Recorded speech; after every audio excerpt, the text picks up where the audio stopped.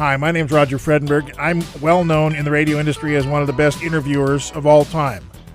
Listed in Talker's Top 100 radio hosts for many years, heard on hundreds of stations, and I've interviewed the best of the best, the most important, powerful people on earth. And I do it in a very gentle and natural style. I am literally the guy next door.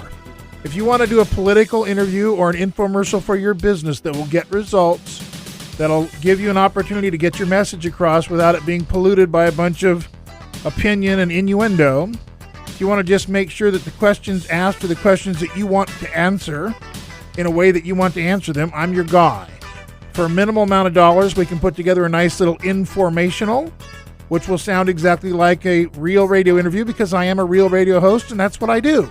So let me interview you. Here are a few examples of some of the folks I've worked with in the past, from presidential candidates to congressmen to organizations and others.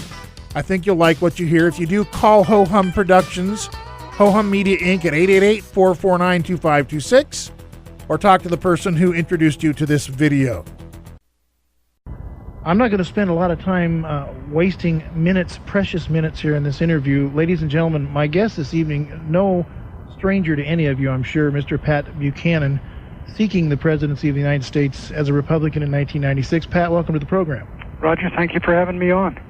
Well, it's wonderful to have you here. I'm going to make this really easy on you, Pat, only because I kind of like you. All right. I want you to tell me why Pat Buchanan wants to be the president of the United States of America. And I want you to move forward from there and tell me why I, or the people listening to this radio program, also should want Pat Buchanan sitting in the Oval Office.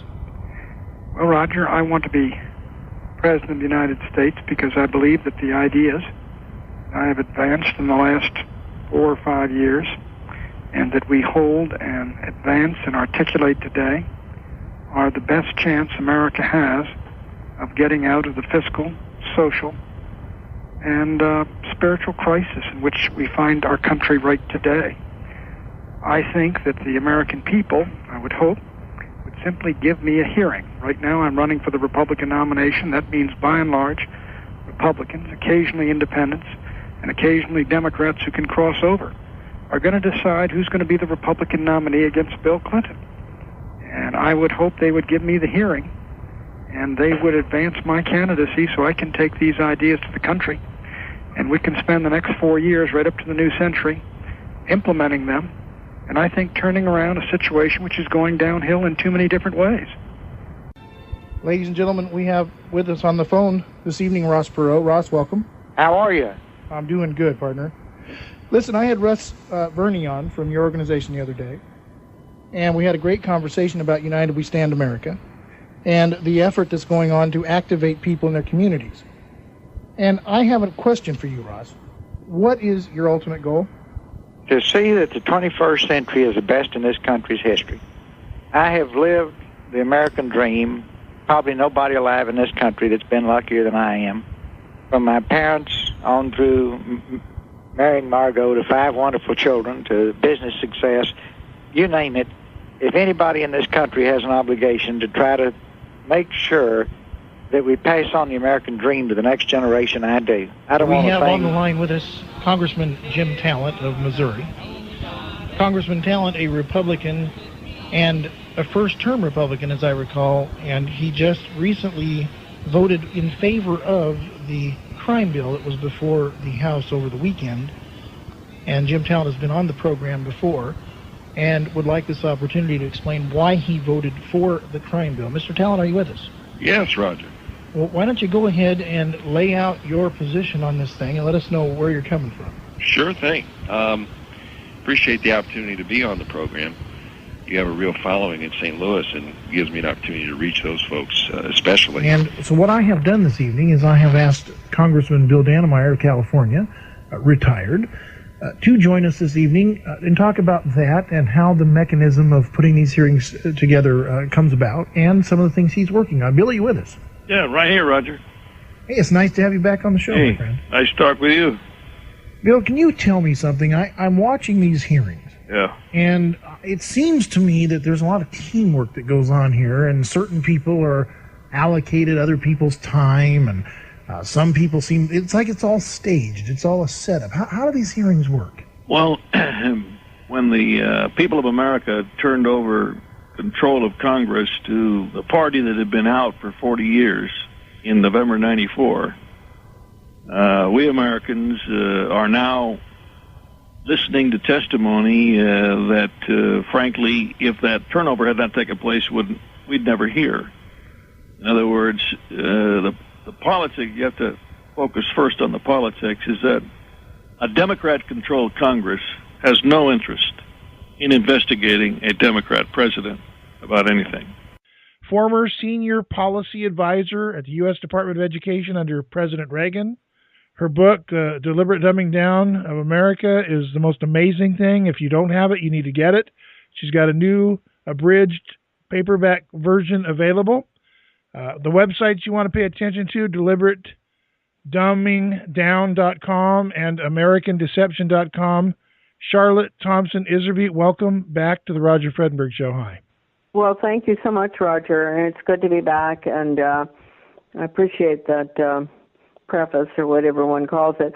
The two websites, deliberatedumbingdown.com and americandeception.com, really do provide just about all of the documents, research, to back up what I'm going to say today or what I say all the time.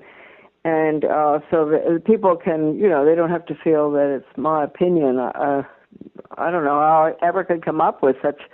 Tonight we have Larry Pratt with us. Larry Pratt heads up Gun Owners of America. Gun Owners of America fights on the gun issue every day, and they fight on my terms. They don't just want to talk about sport hunting or using guns for sport specifically. They have legitimized the reasons that I own guns and made me feel a part of something that I did not feel a part of with other groups. Larry, welcome to the program, my friend. Roger, good to be with you. Thank you. Larry, they're still out there. Charlie Schumer and Dianne Feinstein and all the anti-gun freaks, they're still there. They're still working hard with due diligence to take my guns away. What are you guys doing to stop them?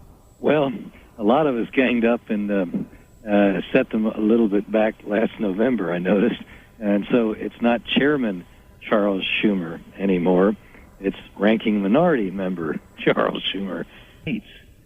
Colonel Doug McGregor joins us here. He's a retired, decorated combat veteran, author of 4 books, got a Ph.D. That means he's smarter than most of you, and don't forget it.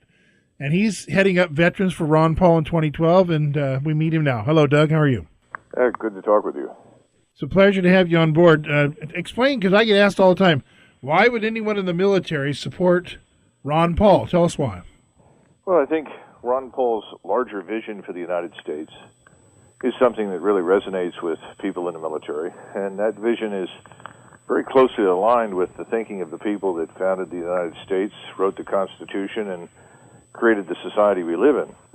And effectively, he, like Washington and Hamilton, believes that the United States should be the world's engine of prosperity, that by building ourselves up economically and spreading prosperity to other countries, we also ultimately become a model for other countries. And it's the right way to export what is best about America.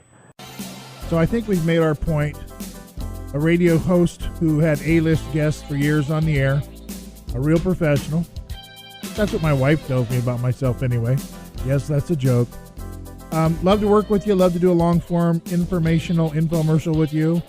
Whether you're a candidate seeking elected office or whether you're a business trying to make the phones ring for a direct response campaign at Ho-Hum Media, we can make it happen. Call 888-449-2526 or go to hohumproductions.com. Thanks.